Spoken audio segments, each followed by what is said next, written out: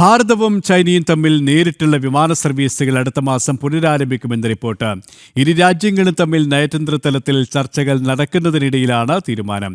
Air India, IndiGo തുടങ്ങിയ വിമാന കമ്പനികളോട് ചൈനയിലേക്ക് വിമാന സർവീസുകൾ നടത്താൻ തയ്യാറാകാൻ സർക്കാർ ആവശ്യപ്പെട്ടിട്ടുണ്ട്. കൊറോണ പകർച്ചവ്യാധിയെ തുടർന്ന് ഇരു രാജ്യങ്ങളും തമ്മിൽ നേരിട്ടുള്ള വിമാന സർവീസ് നിർത്തിവെച്ചിരുന്നു. കൂടുതൽ വിവരങ്ങളുമായി ഡൽഹിയിൽ നിന്നും ജിഷ്ണു കൃഷ്ണൻ ചേരുകയാണ്. ജിഷ്ണു, ഇരു രാജ്യങ്ങളും തമ്മിലുള്ള ബന്ധം ഊഷ്മളമാകുന്നതിന്റെ ഒരു വ്യക്തത തന്നെയാണ് പുതിയ തീരുമാനവും.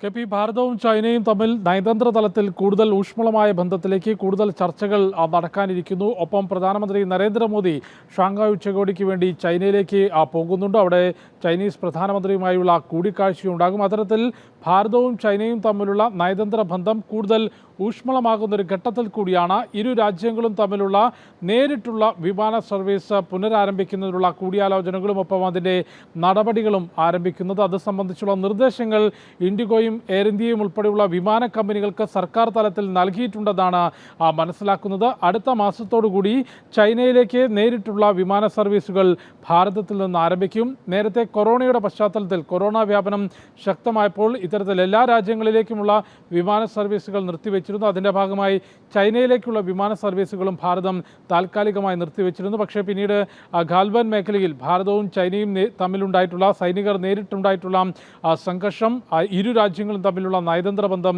വഷളാക്കുകയും നീണ്ട ചർച്ചകൾ അവിടെ സൈനിക തലത്തിലും നയതന്ത്ര തലത്തിലും വലിയ ചർച്ചകൾക്കൊടുവിലായിരുന്നു ഗാൽവൻ മേഖലയിൽ നിന്നും മുഖാമുഖം നിന്നിരുന്ന സൈനികർ പിറകോട്ട് പോവുകയും നിലവിലെ പുതിയ പശ്ചാത്തലത്തിൽ അമേരിക്ക ഭാരതത്തിനെതിരെ തിരിഞ്ഞുകൊണ്ട് ചില പ്രഖ്യാപനങ്ങളും നടപടികളും എടുക്കുകയും അതിനെ വെല്ലുവിളിച്ചുകൊണ്ട് അല്ലെങ്കിൽ അതിനെ മറികടന്നുകൊണ്ട് അതിശക്തമായി മുൻപോട്ട് പോകാനുള്ള തീരുമാനം ഭാരതത്തിൻ്റെ ഭരണാധികാരികൾ കൈക്കൊണ്ടിട്ടുണ്ട്. അതിൻ്റെ ഭാഗമായി പുതിയ ലോക തലത്തിൽ തന്നെ പുതിയ രാഷ്ട്രീയ സമവാക്യങ്ങൾ ഉണ്ടാകുന്നു, ചർച്ചകൾ ഉണ്ടാകുന്നു.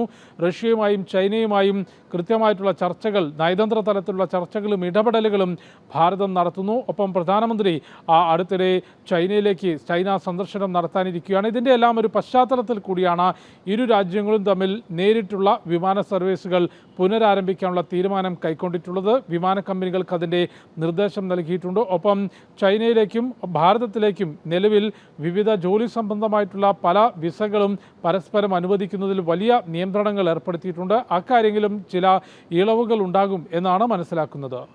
ഡൽഹിയിൽ നിന്നും ജിഷ്ണു കൃഷ്ണനാണ് വിവരങ്ങൾ നൽകിയത്.